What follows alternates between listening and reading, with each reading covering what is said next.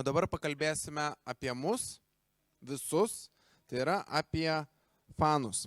Ir apie juos, apie fandomą, jį tyrinėjantis daugiau nei 30 metų mokslininkas Henry Jenkins papasakos plačiau apie tai.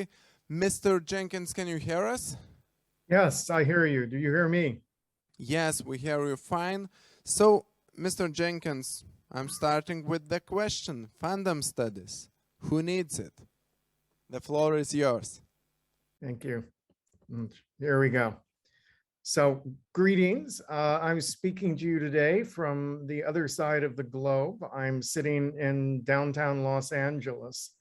I always announce where I'm at because I grew up hearing Arthur C. Clarke speaking from Sri Lanka and thought it was the most remarkable thing ever that someone could speak across the planet in real time. And now we take it for granted in the age of Zoom, but it really is a technological wonder that I'm able to engage with you today.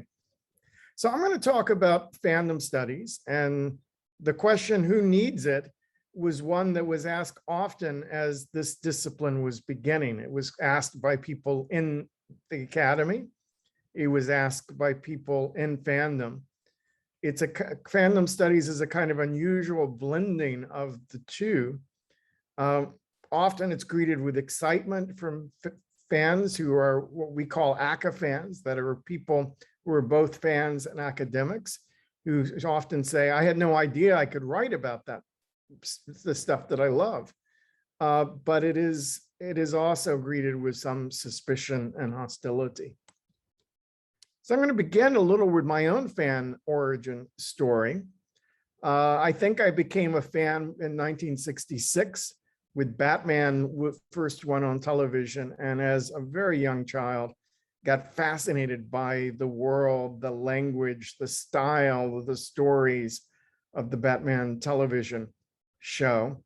First made my own costumes, acted it in the backyard and so forth. And then I became a fan through Famous Monsters of Filmland, which was an American commercial magazine that focused attention on monster movies, old and new. Here we see the creature of the Black Lagoon on the cover. But it also encouraged fans to make stuff, make models, try out makeup, make costumes, make their own movies.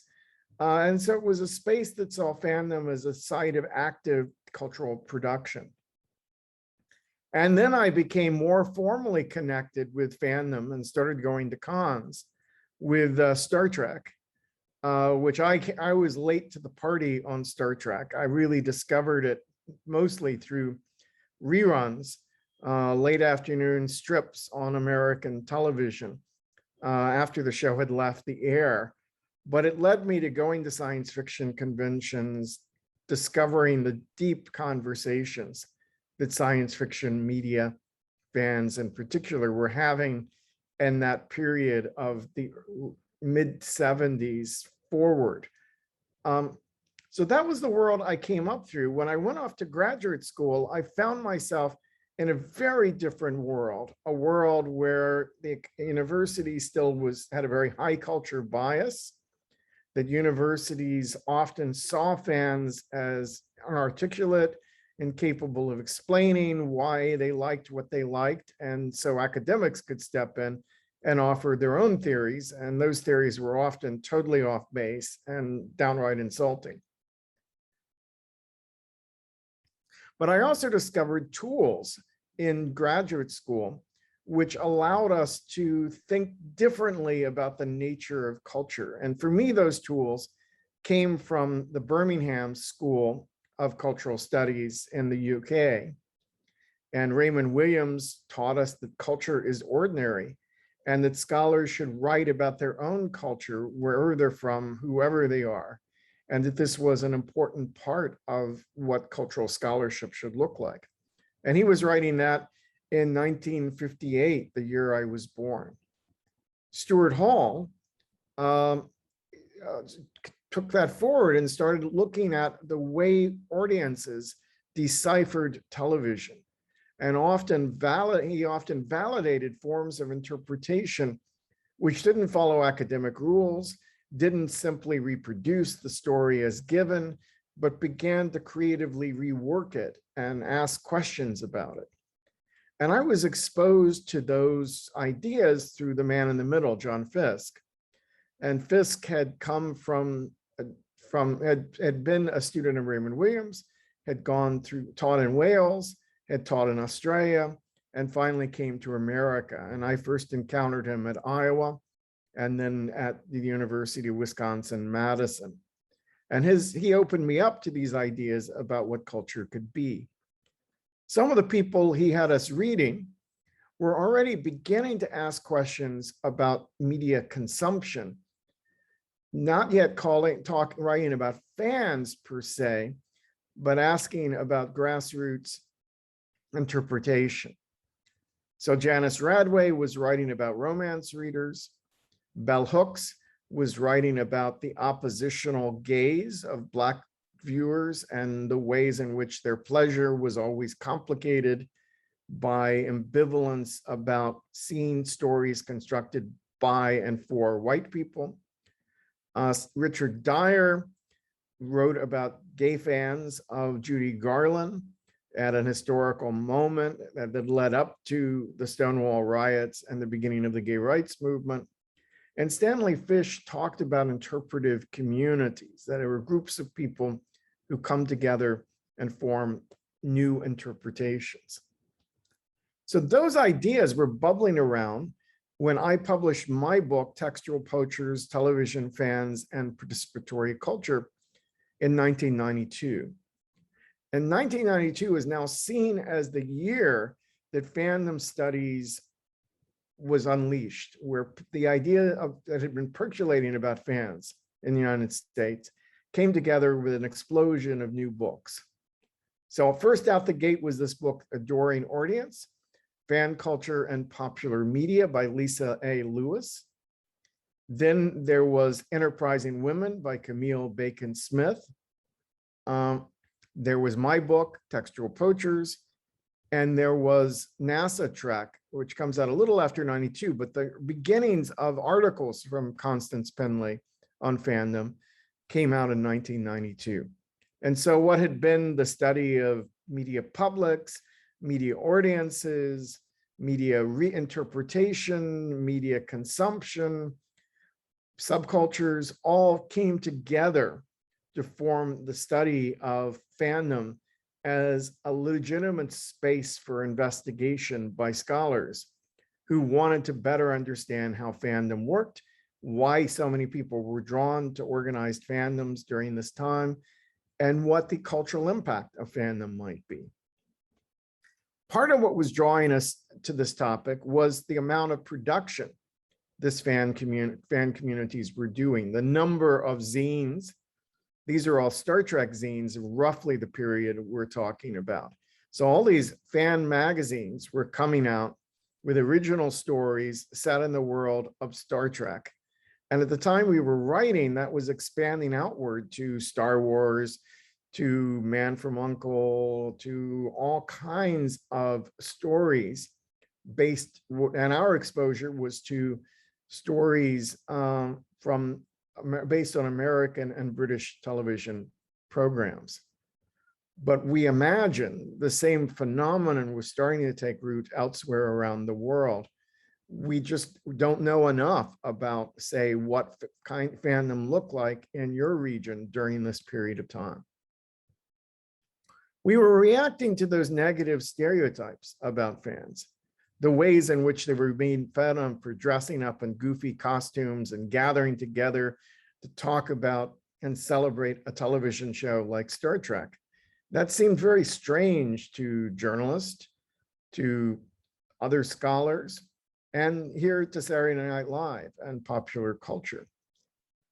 But we noticed that if you looked at fans somewhere else, sports fans, for example, similar kinds of behaviors were taking place, yet they were totally normalized within the culture, right? That the use of color here, the kind of collective gestures, all the gathering together, the spending of mass amount of money to support your fandom, all are behaviors that the sports columnists say took totally for granted when they wrote about the culture around them.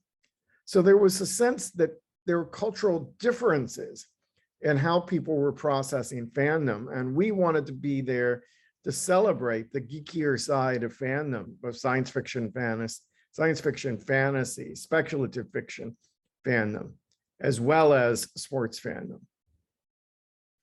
One of the things we were discovering was that fandom was born from a mixture of fascination and frustration. That if you weren't fascinated by a media property, you would not keep engaging with it. But similarly, almost every fan we knew were frustrated with some dimension of the shows that they liked. And that frustration provoked them to respond to those shows in a variety of ways. So here we see a recent reaction to the final season of Game of Thrones, where American fans and fans around the world were outraged by how the series ended, and were organized online a petition to demand that it be remade correctly. Didn't go anywhere, but it was an interesting project. But we could parallel that to the fan fiction community that says, were you disappointed by a TV show, book, or film? If you still love your fandom, discover fan fiction today and have the story your way. And these fans were arguing, you don't need to remake Game of Thrones, you need to reimagine Game of Thrones in a more and bring fan interpretive skills and writing skills to bear on the problems with that final season. So those are two very different kinds of fan reactions. The first, although it is often described as affirmational fandom, that is fandom that is highly engaged with the authors of the text and seeks to celebrate the text until it reaches a point where it's disappointed, and then it tends to turn on the authors of the text. The other is transformative fandom, that is a kind of fandom that actively changes fundamental things about the story in order to allow it to fit better into their imagination. And this is a right to rewrite that fans claim for themselves. One of the things we started looking at then in this early writing was fandom as a site of participatory culture and trying to think through what that word would mean. And the parallels between a fan culture and a folk culture. My grandmother was a remix artist. That is, she was raised in an Appalachian culture in the South and North Georgia, which, among other things, makes quilts like the one being made in that picture on the left there. And you can see in this picture, a group of women have gathered together. They're taking bits of cloth left over from other sewing projects and collectively making something new from it, imposing their own patterns on the fabric as it was made, teaching each other how to do this. So you see everything from a little girl just watching to a younger, slightly older girl being actively taught, to people just jumping in and making things. And so there's an informal learning process of how to make this stuff. But this allows for the persistence of culture over time. And these folk communities make these to celebrate, as gifts to celebrate life events, like a graduation or a birth or a wedding. Now, we could think of fan culture as doing many of those same things, that fans actively take the raw materials of popular culture and remake it, redesign them to tell stories that reflect the world they want to be. So here we see an image, a stitched image from Beauty and the Beast, which was a very popular American show at the time that we were writing these books. So the term participatory culture, which I coined, mostly to make a distinction between purely spectator culture, that is culture where people simply watch and consume, and participatory culture where people are actively remaking television shows, through fan fiction, fan music, cosplay, fan video making, all of which were more or less in place by the late 80s, early 90s when we were doing this research. But what would explode was the digital dimension of this. And we were sitting at that threshold point where digital media was first coming in, and fandom would really grow at an extraordinary rate and scale once digital media got involved, because fans had been doing networked technologies since the 1850s, going back to the emergence of the Amateur Press Association, where people were printing newspapers and magazines themselves and circulating them through the postal system as early as 1850. And fandom had always been among the first to embrace new media technologies. Now, a little later, I would offer this definition of participatory culture, which by that point I was applying to gaming cultures, to all kinds of online communities, that these features are not unique to fandom, but fandom does a particularly strong job of illustrating them. So low barriers to artistic or civic engagement, a kind of come on in attitude, strong support for creating and sharing with others. This says informal membership. It should be informal mentorship. What is known is passed from experience to novice. Members believe their contributions matter. Members feel socially connected with one another. Not every member must contribute, but every member should feel entitled to contribute when they feel ready. And to me, this describes fandom at its very best. You can weigh in any given fan community how healthy it is by looking at these traits and seeing is fandom achieving its full values. But these traits are important for thinking about fandom as a participatory culture. We also wanted to explode the idea that around at the time that one was a fan of one show and one show only. That if you were a Trek fan, you couldn't be a Star Wars fan. And what we were seeing was across the course of a lifetime, fans moved between different shows. And even in a given moment in time, it is likely you have some fanish interest in more than one story or story world. And now we can see the kind of complex combination of taste and interest represented by a large-scale convention like the San Diego Comic-Con, which has become a meeting point between fans and the media industry writ large, and shows the intersection of so many different fan interests. We also saw fandom as a site for exploring questions of gender and sexuality. The notion of slash or homoerotic fan fiction was still relatively new at the time we began writing our books. And it was a source of great fascination to us because the fantasies that were represented there didn't neatly align with sexual identities of the writers or the readers, that straight women might be writing stories about gay men. And this was a set of topics that were enormously interesting because out of the thousands at that point, now millions of people writing and reading fan fiction, they were a petri dish for experimenting with how popular fiction stories could be told with new ideas about gender and sexuality. Now, we realized that we were having a conversation among ourselves, that it was an Anglo-American conversation, basically, that fandom studies represented at that point.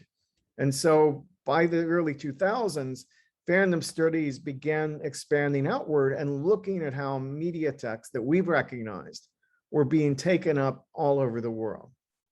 So to take Star Wars as an example, this is a picture of Malaysian puppet theater, shadow puppet theater, which is reenacting a scene from Star Wars. So if you look closely, you can see Princess Leia's buns, you can see Darth Vader's black cowl outfit, and you see two stormtroopers there. And Darth Vader is holding an elaborate sword-like thing meant to be a lightsaber, but adapted into the representational systems of Malaysia and Indonesia. Here we see stacking dolls from Moscow that also take up the characters from Star Wars. Here we see sand sculpture on the beach of Rio de Janeiro, a Brazilian approach to telling the story of Star Wars. This is from the Navajo Nation, a Native American rendering of Yoda as a native shaman. Here we see piñatas from Mexico that are, again, so let me stop there.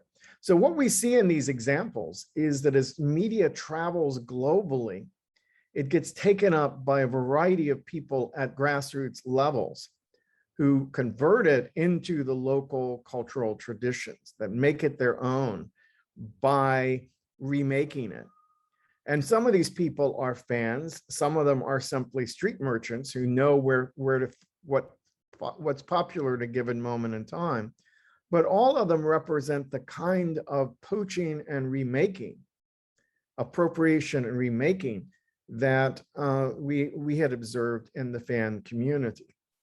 And we were starting to see the reverse happening. We were seeing popular culture from Japan, from Hong Kong, from Bollywood, start to become raw materials for fans elsewhere around the world, including the United States. And this represents a phenomenon I described as pop cosmopolitanism. So historically, a cosmopolitan would be someone who sought to escape the parochialism of their own culture by investing heavily in a culture elsewhere. That might be through wine or opera or literature or art cinema, right? It often has, the notion of cosmopolitanism often has a high culture spin. But what we're finding today is all over the world, people are seeking that cosmopolitan connection through forms of popular media. At the current moment, it may be K-pop is maybe the most important popular media system in the world. But for different countries, different mixes of popular media come to the center. And almost always those mixes are spread by fan communities. So that fans were the ones who introduced anime and manga fandom into the United States. They were the ones who demonstrated there was a market for this material. In some cases, they were doing their own translation and subtitling to make this media available to other fans. When shops focused on this media, they were usually started by people who had been within the fan community all along. So they became fan entrepreneurs. And only gradually did big media companies begin to get on the bandwagon and promote, say, anime in the United States or in Eastern Europe. That's a slow process, but fans play critical roles in establishing that. And for the fans to do those roles, there has to be some legal freedom for them to do stuff that would be technically piracy, but piracy as advocacy for the commercial viability of these popular media genres. And out of that then come commercial enterprises. Crunchyroll is one website that does streaming of anime content in the United States. And I don't think there would be a Crunchyroll. I've interviewed the heads of the company. They say they wouldn't be a Crunchyroll if there had not been fan activity already around many of these media properties. Now, by the early 2000s, fandom studies has grown and grown from something that a handful of people were doing to something large enough to support two different journals, the Journal of Fandom Studies and the online journal, Transformative Works and Cultures, both of which are regularly publishing scholarship on fandom.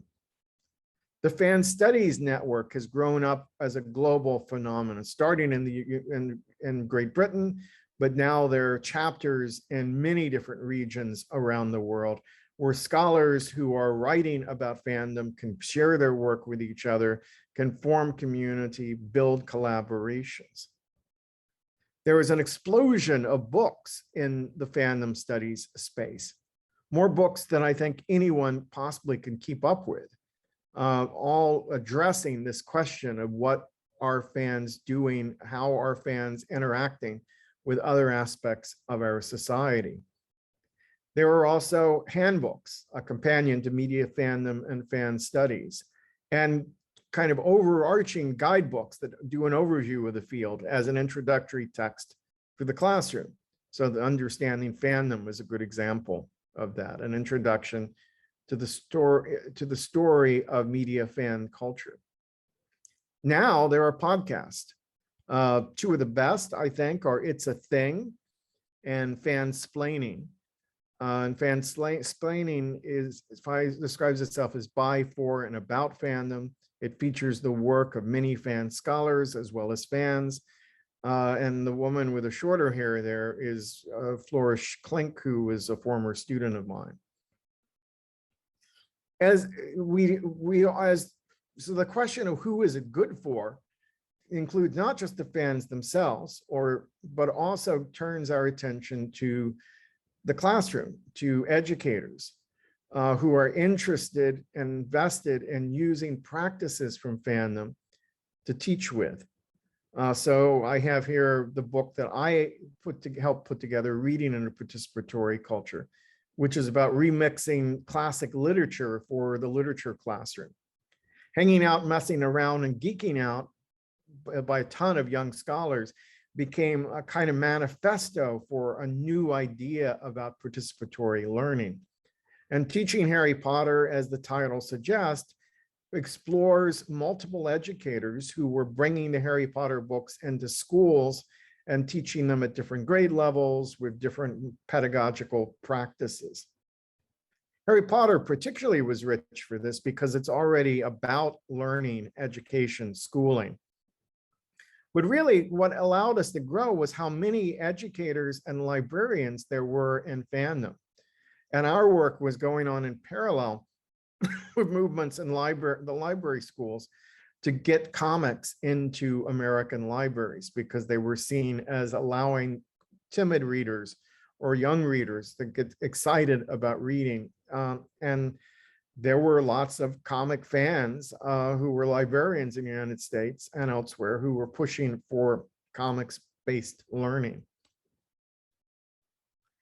At the same time, there are lawyers, legal scholars, who were trying to think about how to protect fandom's practices from being shut down by the studios, the rights holders.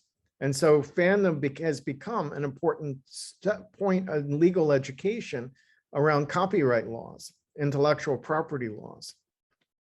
So fan scholars played an important role in the creation of Archive of Our Own, alongside fan lawyers, fan programmers, fan librarians, all coming together to build this enormous platform whose servers are owned by fans who are not beholden to any commercial organization, but are rather fandom for fandom, of which scholars are an essential part of that network, that we lend our authority and our intellectual heft to the process of protecting the fan fiction website, in this case, Archive of Our Own, which recently won the Hugo Award, which was a huge breakthrough for this kind of transformative fandom altogether, for commercial creators to openly acknowledge that fandom was a training ground for professionals and that it was a site where enormous creativity and experimentation was taking place that welcomed a wide array of diversity into its ranks. The question of diversity is now one very much on the table.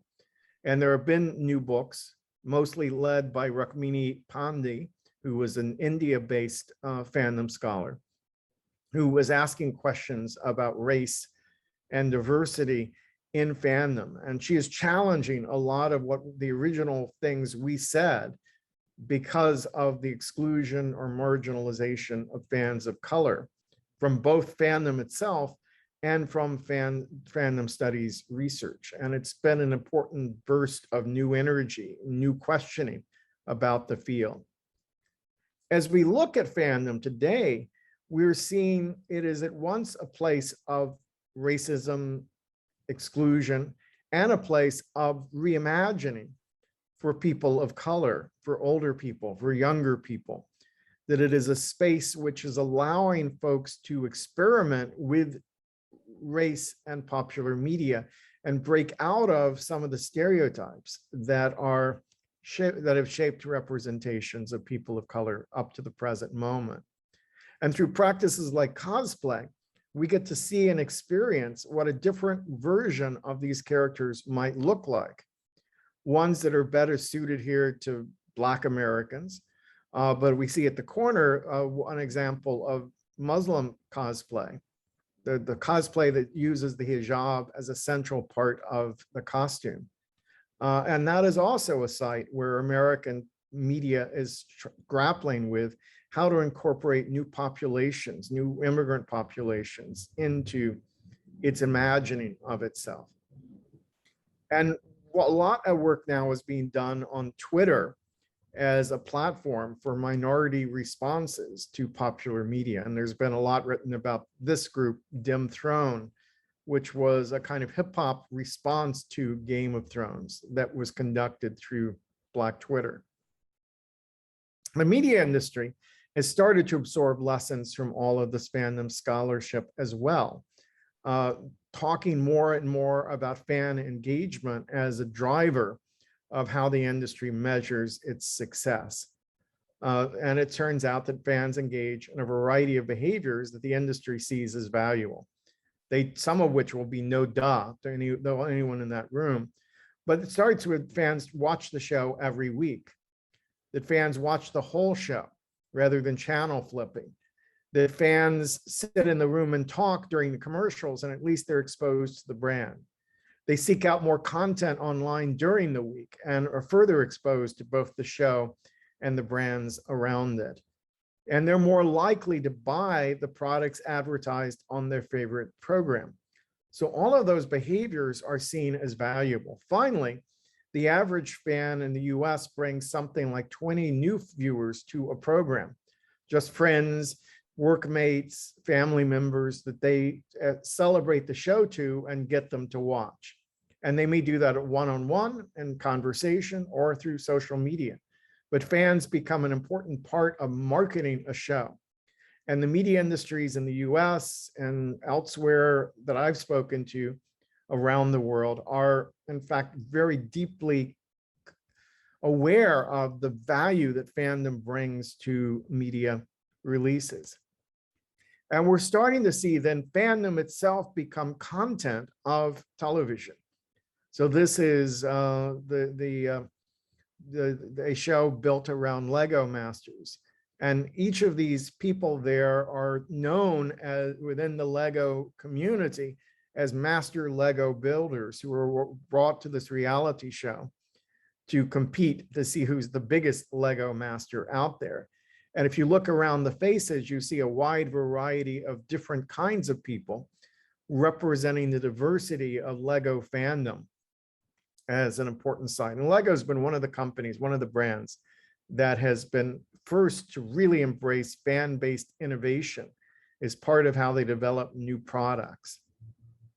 We're seeing the rise of fan tourism. Here I have two photos from New Zealand at the site where the Lord of the Rings movies were shot. And you can go stay inside Hobbit Town, visit and get a sense of some of the settings where the film was set. And the same thing's going on with Game of Thrones, any number of other fan successes.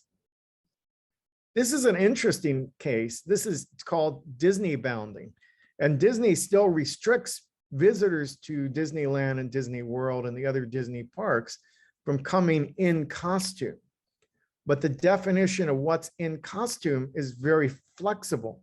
So these fans become adept at figuring out how to evoke the qualities of these Disney characters without technically being in costume. And their success is if they get through the gate at Disneyland, then they are seen as having pulled off this practice of Disney bounding. But it's the tip of the iceberg for the range of fan fashion that's out there. And we have a whole slew of fandom scholars writing about fan fashion as part of the field. Increasingly, our work is turning toward the political realm, because if you look at protest marches around the world, we are seeing examples of people using participatory culture practices and often connecting to fan icons, whether through memes or signs or even cosplay, to express their protest and their struggles for social justice. So here we see an image of the Women's March for Washington after Trump was elected, and we see two layers of fan postering, right? History Has Its Eyes on You was from the musical Hamilton, which has a huge following in the United States. And behind that, that's the hair and eyes of Princess Leia, who became maybe the biggest fan icon during this protest. Well, we see the same thing in the streets of Hong Kong, where students are singing music from Les Mis. Can you hear the people singing as an anthem for democratic aspirations?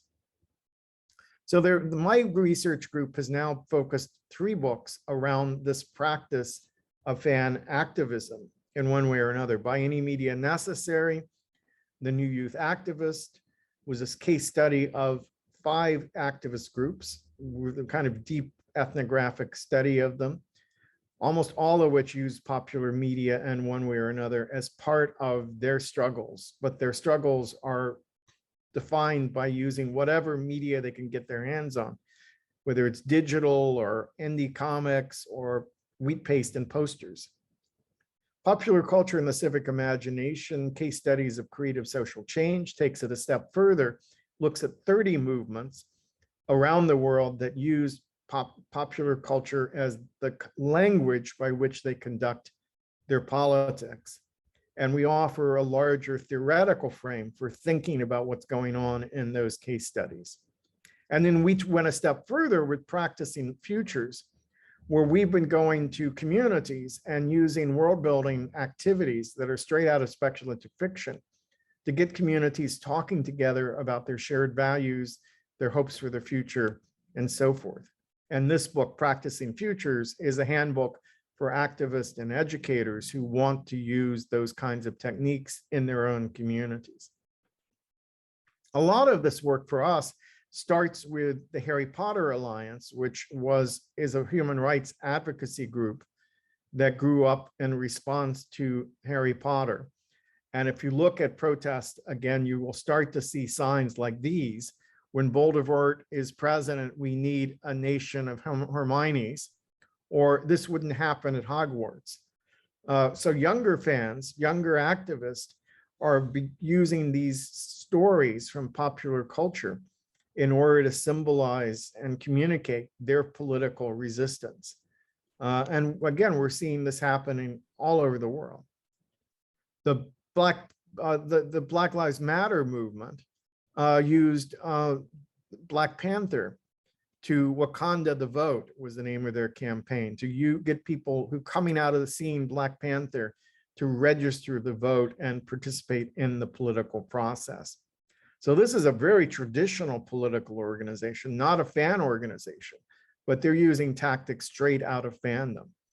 And we're seeing all over the place the use of superhero imagery to talk about the pandemic and the importance of wearing masks and facial covering, and of celebrating the essential workers who played frontline roles in keeping the countries safe, keeping people safe during the pandemic.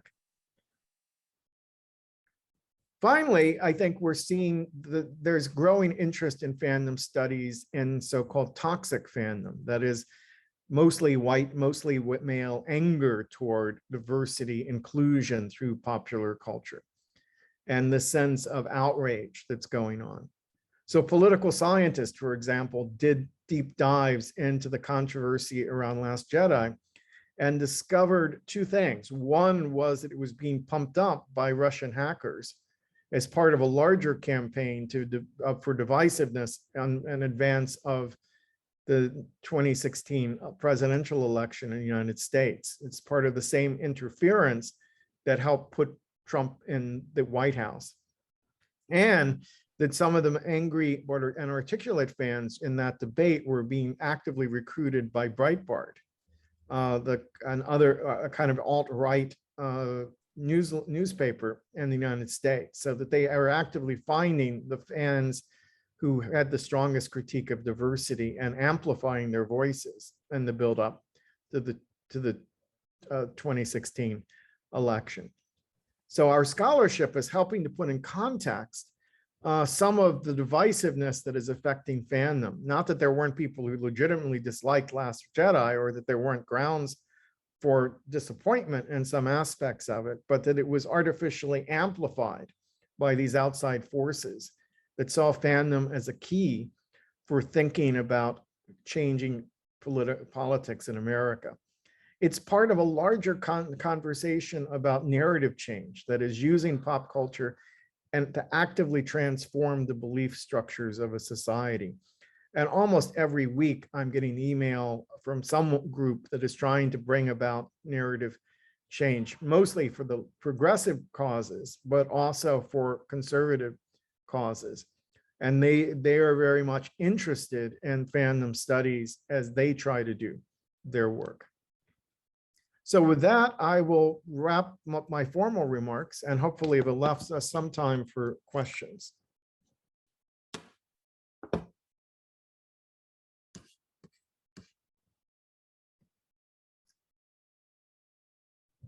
Yeah, so we have some questions, so please.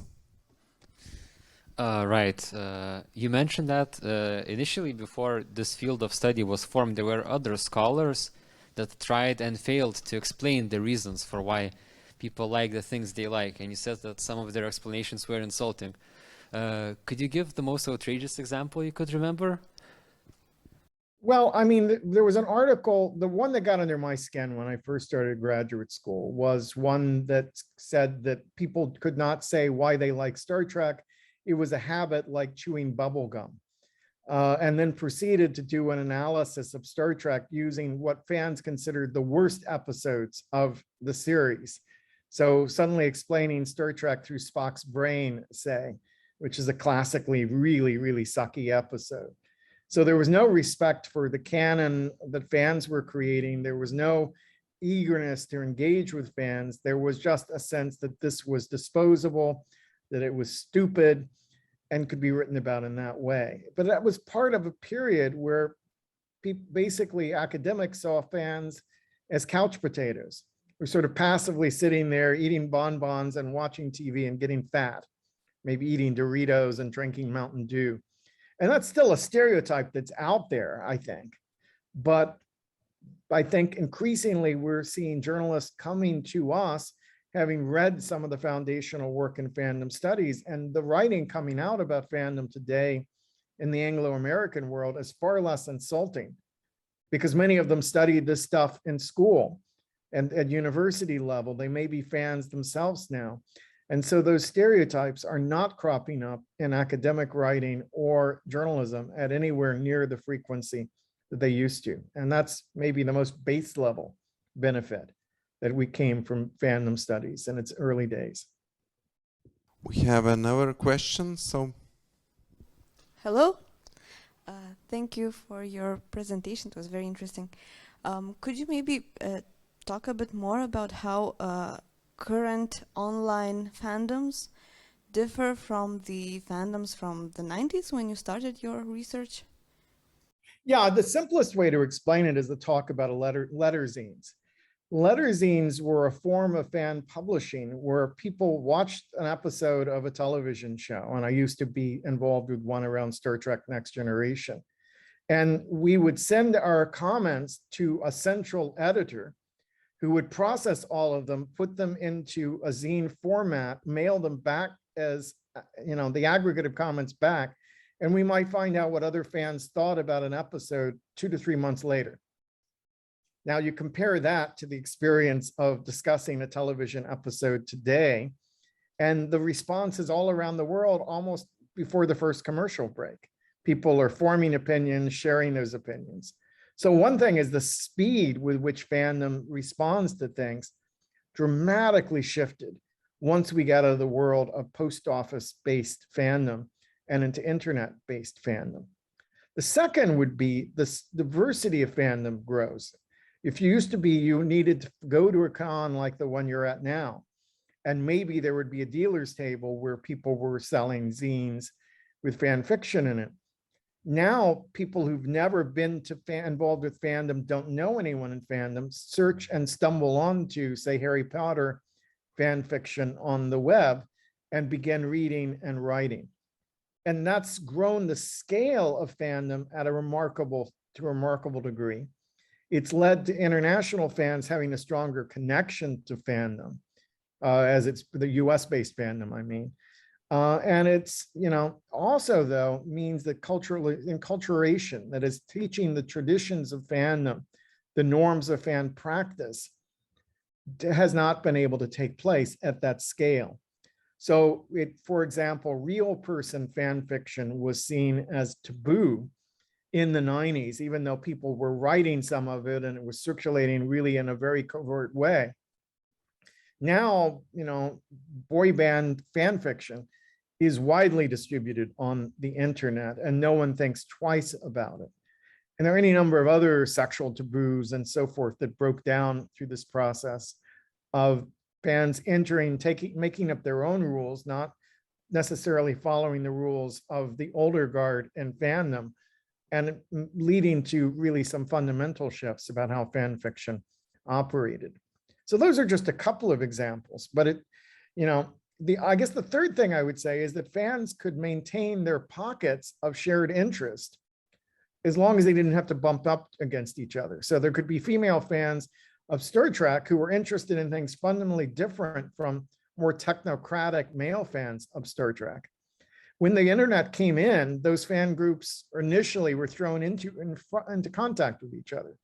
There would be a Star Trek fandom, web community, and the flame wars that grew out of that were enormous because each took for granted their way of relating to Star Trek and the bloody battles that ensued from that.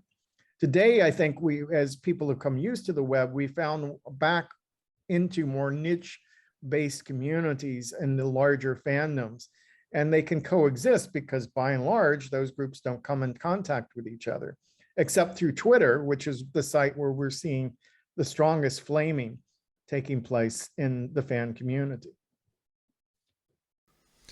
Another question, yes? Yes. Hello, Dr. Jenkins. This is Paul Tremakis. How are you? Hi, Paul. Good to see you. Good to see you as well. Thank you for inviting me here. This has been a very interesting convention, to say the least. I'm also from Los Angeles. And Dr. Jenkins, could you be so kind to share with everyone here about your blog and the international program with 50 countries that you're currently working on, and perhaps how Lithuania can eventually participate as well? Yes, so this my blog is called henryjenkins.org, or it's also called Confessions of an Aca-Fan. I've been running it for 16 years, more than 2,000 posts on various aspects of fandom and popular media. And what we're going to do this year, starting in, I think it'll be October 11th, is we are going to run a conversation series with fan scholars from as many countries as I've been able to recruit from. So at the moment, we have something close to 50 countries represented, which is another marker of how widespread fandom studies has become as a field. And we will each week take 2 scholars. They will make opening statements about fandom in their country or their research on fandom. And then we will have them have a conversation with each other online, which will be published alongside those opening statements. We do not yet have someone who is a fan scholar from Lithuania.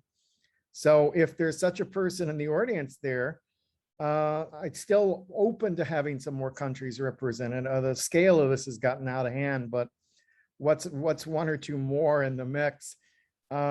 I'll have to find a second country to pair a Lithuanian with if I can find someone. But so if you know someone who's an academic and a fan and does some writing about fandom, please have them get in touch with me.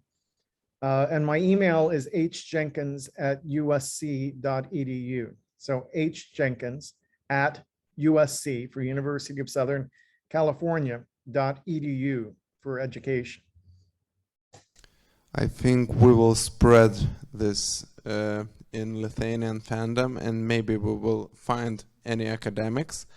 The second thing I took from this conversation that we just witnessed another proof that the world is really small. So do we have another question? We still have time for maybe one question if we have anyone. Yes.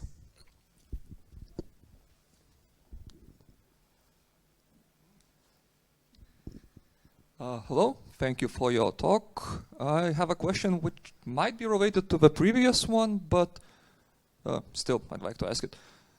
Have you investigated or noticed any differences between fandoms that are purely focused on some piece of media and ones that are also filtered geographically?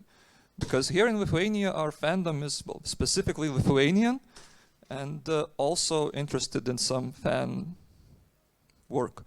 But maybe there's some contrast between this kind of fandoms and ones that are purely digital and occur with people from all around the world. Yeah, so far I've been reading the entries that are coming in, the openings comments from the participants in the blog series.